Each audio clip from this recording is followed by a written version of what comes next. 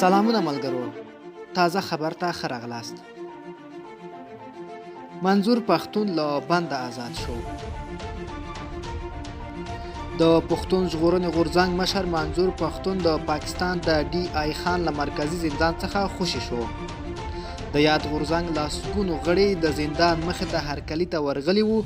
دوی ویلي پر نوموړي لګول شوي تورونه بې بنسټه ثابت شوي دي، خو دا چې ولې بې ګناه په زندان کې ساتل شوی دی وروسته به یې پوښتنه وکړي. ملګرو، دا و تازه خبر. د لا ښکلو ویډیوګانو لپاره زموږ چینل در سره خامخا سبسکرایب کړئ.